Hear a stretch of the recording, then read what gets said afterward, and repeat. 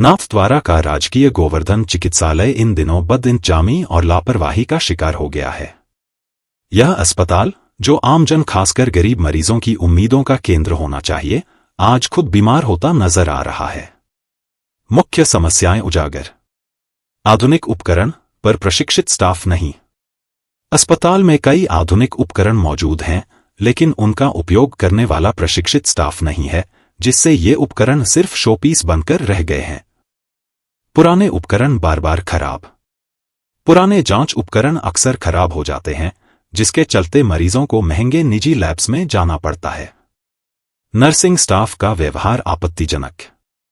कई मरीजों और उनके परिजनों ने शिकायत की है कि नर्सिंग स्टाफ का रवैया रूखा और अपमानजनक होता है। डॉक्टरों की अनुपलब्धता। डॉक्टर अक्सर समय पर नहीं मिलते। राउंड पर होने का बहाना बना घंटों बाद आते हैं, जिससे गंभीर मरीजों को भारी परेशानी का सामना करना पड़ता है। गरीबों को सबसे ज्यादा परेशानी। सरकारी अस्पताल से आस लगाए गरीब मरीज सबसे अधिक प्रभावित हो रहे हैं, जिन्हें महंगे प्राइवेट टेस्ट और दवाइयों के लिए मजबूर होना पड़ता है। बिना रजिस्ट्रेशन के मेडिकल स्टोर। नाथद्वारा में कई मेडिकल स्टोर बिना वैध लाइसेंस के चल रहे हैं, जिनमें से कुछ में डॉक्टरों की सीधी या परोक्ष भागीदारी होने की आशंका जताई जा रही है। जनता और संगठनों की मांग। स्थानीय लोगों और सामाजिक संगठनों ने कई बार अधिकारियों का ध्यान इस ओर आकर्षित किया, लेकिन अब तक कोई ठोस कार्रवाई नहीं हुई है। लोगों की मांग है कि प्रशिक्षित स्टाफ की तत्काल नियुक्ति की जाए। पुराने और आधुनिक उपकरणों का पूर्ण उपयोग सुनिश्चित किया जाए। डॉक्टरों की समयबद्ध उपलब्धता तय हो। नर्सिंग स्टाफ के व्यवहार पर निगरानी रखी जाए। अवैध मेडिकल स्टोर्स पर सख्त कार्रवाई की जाए। निष्कर्ष। राजकीय गोवर्धन चिकित्सालय आमजन की स्वास्थ्य सेवा का आधार स्तंभ है। यदि इसमें जल्द सुधार नहीं हुआ तो यह सिर्फ इमारत बनकर रह जाएगा। प्रशासन और चिकित्सा विभाग को अब देर नहीं करनी चाहिए। जनता सवाल पूछ रही है, क्या अब भी कोई सुनवाई होगी?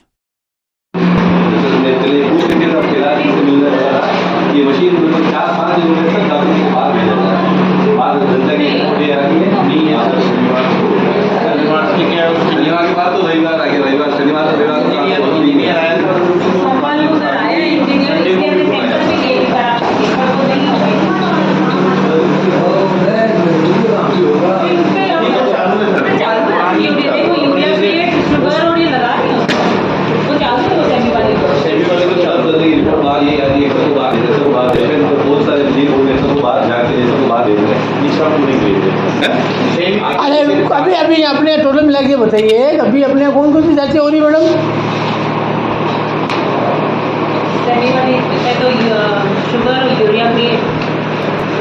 दो तीन जांचें हो रही है। सीरोलॉजी की तो सारी हो रही हैं। हाँ, ये सब तो हो रहे हैं। ये बायोकेमिस्ट्री जो करते हैं उसमें नहीं कौन सी हो रही है वो तो बता दो, ये जैसे नहीं हो पा रही है।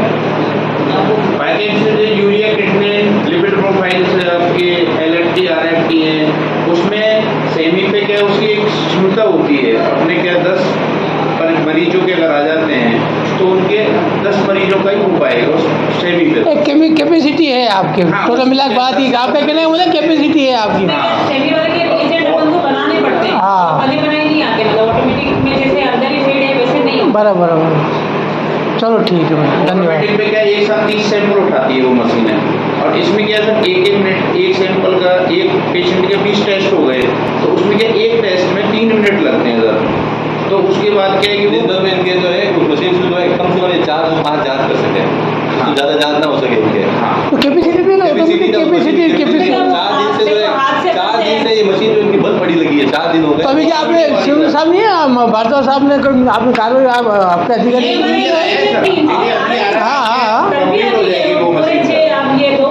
तो सुनने में आया और भी अपने पास रिजर्व में पड़ी हुई है नई मशीनें। ऑटोमेटिक नहीं सर, सेमी वो एक 2 है, एक खराब पड़ी अच्छा एक चार तो भी ठीक नहीं है। चलो है तो सही अपने पास रिजर्व पर रखी नहीं चालू है सर, सेमी चालू है, सेमी वाली। चलो चलो कोई बात नहीं, बहुत बहुत धन्यवाद। कैपेसिटी कम है। अरे कोई बात, चलो ठीक। वो आप क्या कर सकते?